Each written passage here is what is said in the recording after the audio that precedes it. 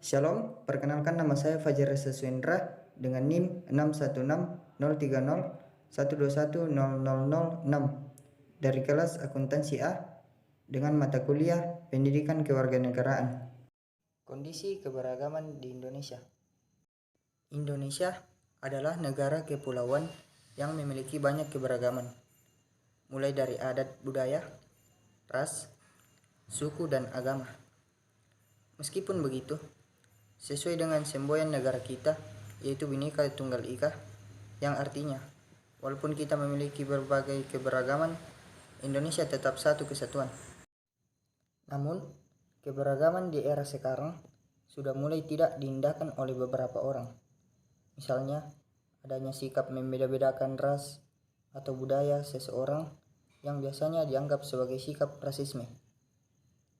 Dari sikap inilah yang biasanya menimbulkan rasa intoleransi dalam diri setiap orang, sehingga membuat keberagaman itu tidak lagi diindahkan di lingkungan sekitar.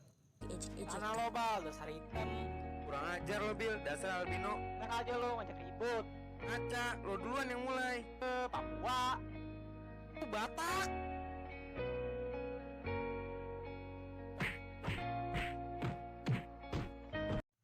Adapun upaya yang bisa dilakukan agar terhindar dari sikap rasisme seperti yang terlihat pada video sebelumnya, yaitu tidak memaksakan kehendak kepada orang lain, peduli terhadap lingkungan sekitar, tidak menganggap suku dan ras sendiri adalah yang paling terbaik dari yang lainnya, dan yang paling penting, kita dapat menanamkan sikap saling menghargai atas segala perbedaan. Ada pula penyebab lahirnya sikap intoleran. Yang pertama, pemahaman keagamaan para pelaku intoleran yang dinilai dangkal, parsial, radikal, dan tidak mendalam.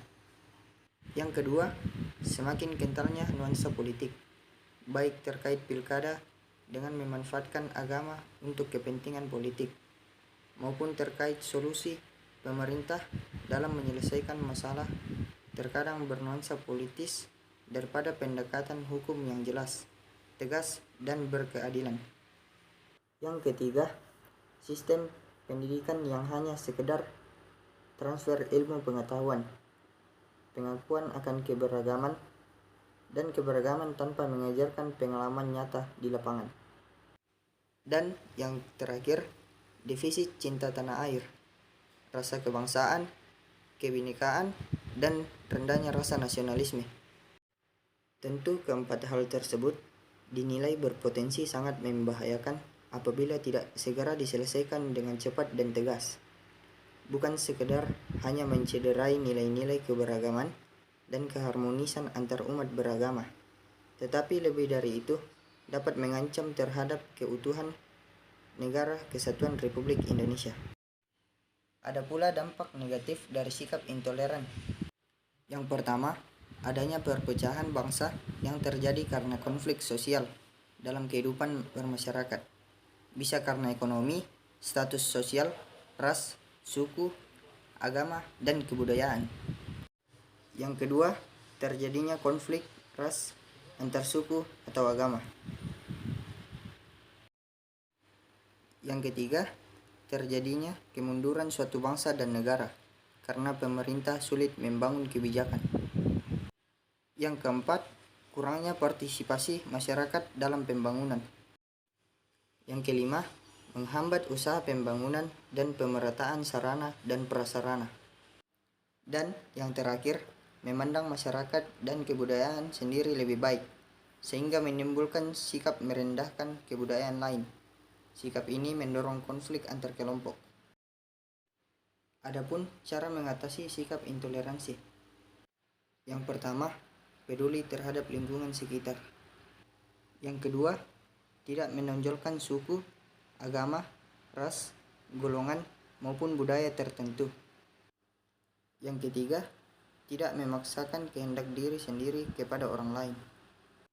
Yang keempat, tidak mementingkan suku bangsa sendiri atau sikap yang menganggap suku bangsanya lebih baik. Yang kelima, tidak menempuh tindakan yang melanggar norma untuk mencapai tujuan.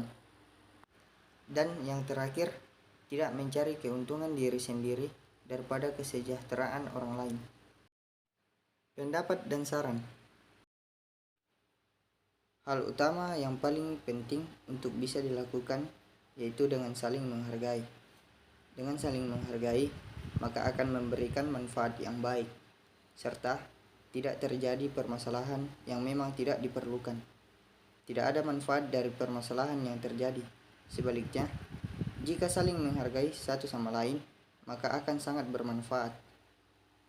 Yang kedua, membantu satu sama lain. Sejatinya, manusia merupakan makhluk sosial yang memang membutuhkan satu sama lainnya, termasuk dalam hal menjalin keberagaman di Indonesia. Dengan membantu satu sama lain akan memberikan efek yang sangat besar. Terlebih, sesama masyarakat Indonesia memang seharusnya melakukan hal ini. Yang ketiga, saling menjalin kebersamaan. Baik dalam kondisi susah maupun senang, maka bisa untuk tetap menjalin kebersamaan.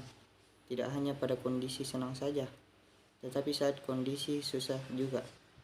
Tetaplah menjadi bagian dari masyarakat yang memang siap membantu sesama.